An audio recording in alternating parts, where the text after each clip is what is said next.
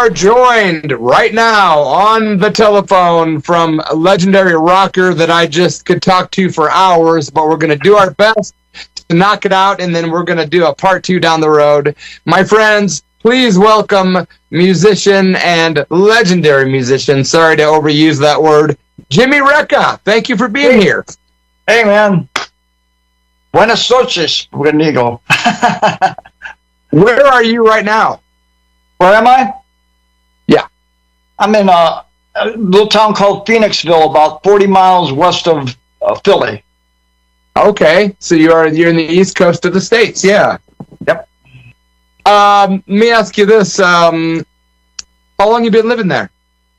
I've been here for like almost about 10 years now. I left, I was living in California for longest time since like this, early 80s.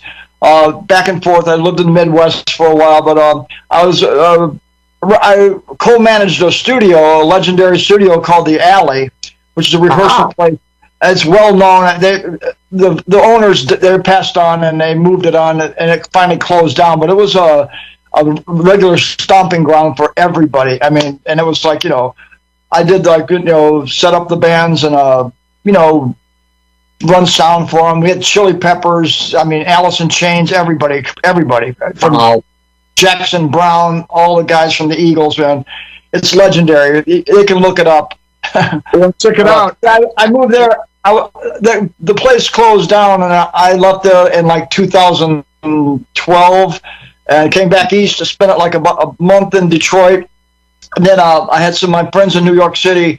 They Paul Kostabi runs he's a well-known artist, and his brother Mark Kostabi, they have galleries, and he also has a studio up in Piermont, just north of Manhattan, Thunderdome. And Tony Mann, a great drummer guy who's like, he played with everybody, knows everybody, and so he invited me up to play with to do a recording. So that's how I got to New York. I wound up staying there.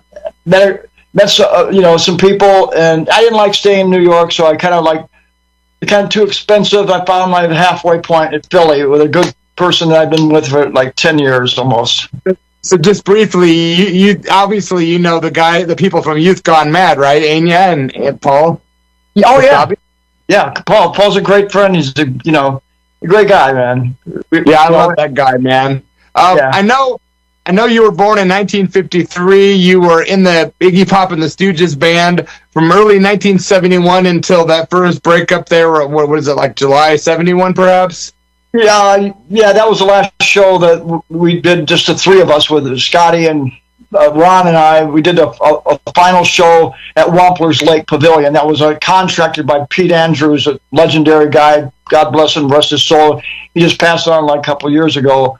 And he had booked this show for the Stooges, with the full lineup, and Iggy and James had, they opted out like a month prior to that. So I was just still in Ann Arbor, and what the hell? We went up there, and it made it on the recording. Actually, made it onto that box set that Easy Action Records put out 10 years ago. 4 CD box set, right? Yeah, and it's like the last CD is just the three of us doing like a power trio. It's just a mixture of like jazz, and Scotty's playing his fucking he's playing his ass off, and some of the best solos Ron's doing, and it was just the three of us. We played for about like 20 minutes, and then Ron said, if anybody want to come up there and do with Iggy, and we had the kid rush the stage, and he jumped up there and finished out the set, man, and did a great job, and it's on the recording.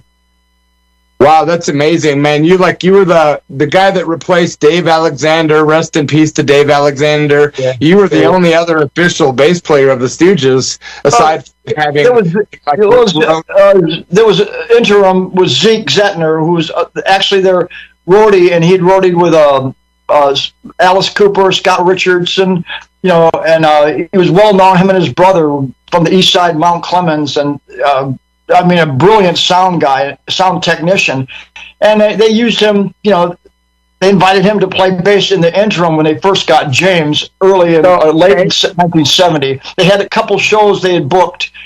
They had a different lineup. They had Bill Cheatham on second guitar. That was before they got James.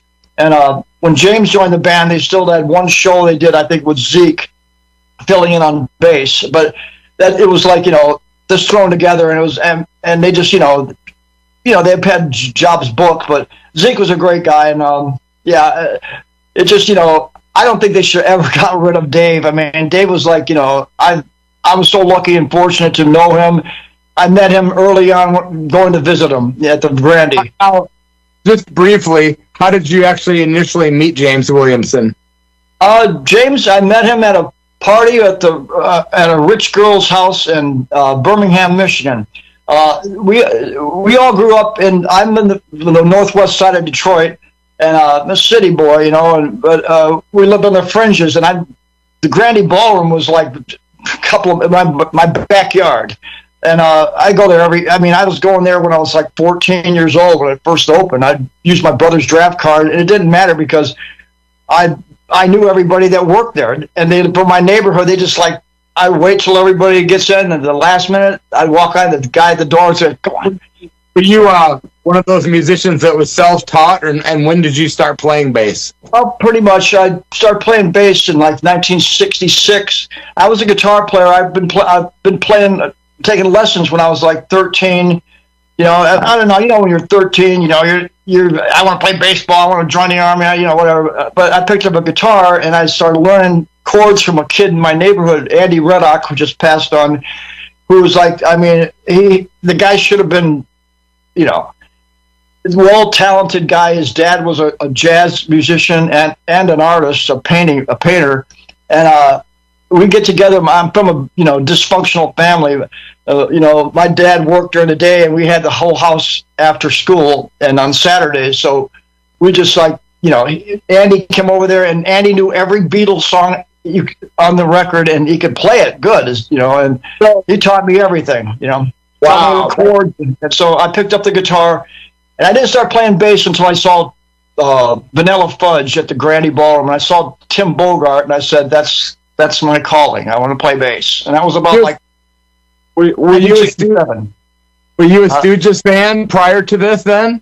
Well, the Stooges, they started opening up for these bands, these national acts, coming through, Cream and, everybody, Pink Floyd, Led Zeppelin came later, but Yardbirds, the Stooges are opening up for all these bands at the Grandy, and I was going to Grandy all the time, going there to see 10 Years After, all these bands that Cream, and so it was just, it was just natural to try to get into the dressing room or hang out by the dressing room, and there's these guys who are older than you, they're like the local guys, they're opening for these great bands, so you want to get in there. So I get in there, and Dave Miller, the legendary announcer at the Grandy Ballroom, he'd see me all the time and sneak behind, he'd stand behind me, because the cops used to roam around and check IDs back then.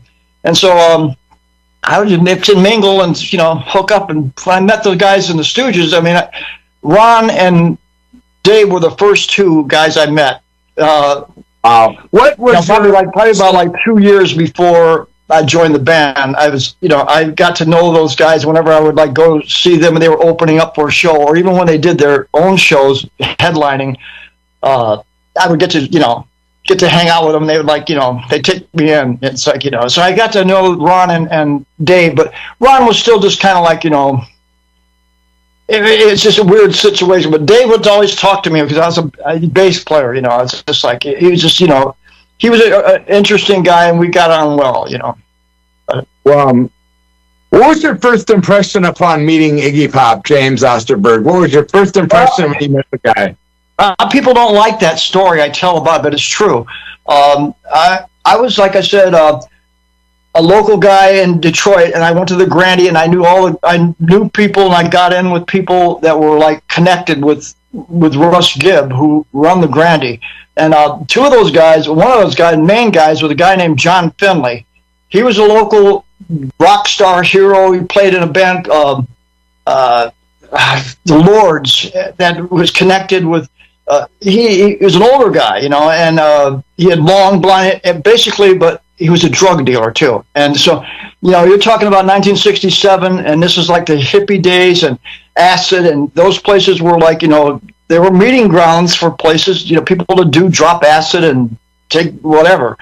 So, but they were also connected with the musicians, and that's where I got to know those guys. And I got to meet Russ Gibb when I was like, I was 15 years old, maybe 16 years old. I got to meet Russ Gibb, and Russ Gibb run this thing at a club called the Palladium in Birmingham, Michigan. It's a little bit north of downtown Detroit, up Woodward Avenue, and he had this like a Saturday get together, meet and greet, and have a jam session there on Saturdays. And I started going there, and you just bring your bass and bring your guitar, whatever. And guys line up on stage, and there would be a drummer, and they'd have everything set up, and it was just a rotation. And guys get to go, jam with your peers, and you get to meet guys, and cool people hang out there. So and girls would come, and it was just a really cool scene. And so I got the attention of Russ Gibb, and he's a nice guy, man. He's just, I could just sit there. He was like Brian Epstein to the Beatles. He had so many connections, and he was a natural-born teacher because he used to school teacher at Forts and I think a local high school. He's just a great guy to know, and he owned the Grandy Ballroom. So I mean, he had Eric Clapton's phone number, in his phone book, he's one of those guys that you look up to, and he when Dave got fired from the band at Goose Lake,